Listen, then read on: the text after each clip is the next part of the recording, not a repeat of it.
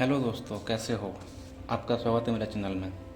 आज हम बात करने वाले हैं कुछ असेट्स के बारे में। तो हम बात करते हैं असेट्स। असेट्स क्या होते हैं ये डिस्कस कर लेते हैं। असेट मतलब होता है ऐसा कुछ भी, एनीथिंग, जिसको एक एंटिटी क्या करती है, ओन करती है या कंट्रोल करती है। ओन मतलब क्या होता है, ओन मतलब वो मेरा है, मतलब उसकी ओनरशिप मेरे पास है। कंट्रोल मतलब किसी और का है बट उसको यूज करने का राइट मेरे पास है। ओके, एक हो गया। दूसरा, पहला पॉइंट क्या है, ओन होना चाहिए, कंट्रोल होना चाहिए। दूसरा पॉइंट, उसकी कोई फ्यूचर इकोनॉमिक बेनिफिट होना चाहिए। Future economic benefit. अब इसका मतलब क्या है, फ्यूचर इकोनॉमिक बेनिफिट मतलब क्या होता है। इकोनॉमिक मतलब होता है मॉनेटरी, यानी कुछ मनी, ठीक है। बेनिफिट मतलब होता है फ़ायदा। अब इसका मतलब क्या है, हमारे पास जो असेट है, जो भी चीज़ है, उससे हमें फ्यूचर में कुछ फ़ायदा होना चाहिए पैसों के टर्म में।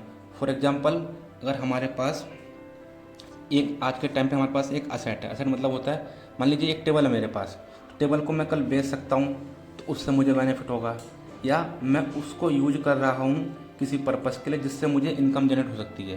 तो मेरे लिए क्या है, वो मेरे लिए असेट है, ठीक है। अब असेट में हम देखते हैं कि असेट में क्या क्या आता है।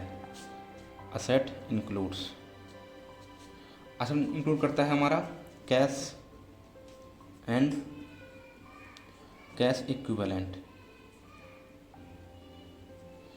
कैश एंड कैश, कैश मतलब होता है हमारे टाइम में जो हमारे कैश है, हाँ, कैश इन हैंड है वो।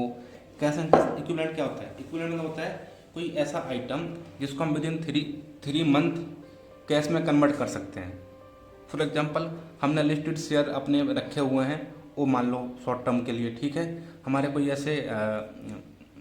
ऐसी इन्वेस्टमेंट है हमारी जो 3 महीने में हम उसको क्या नाम है, रिडीम कर सकते हैं। जैसे एफडी होगी 3 मंथ के लिए, ठीक है, वो इसमें आता है, ठीक है। फिर देन आता है हमारा बैंक बैलेंस, इसको कह दो कैश इन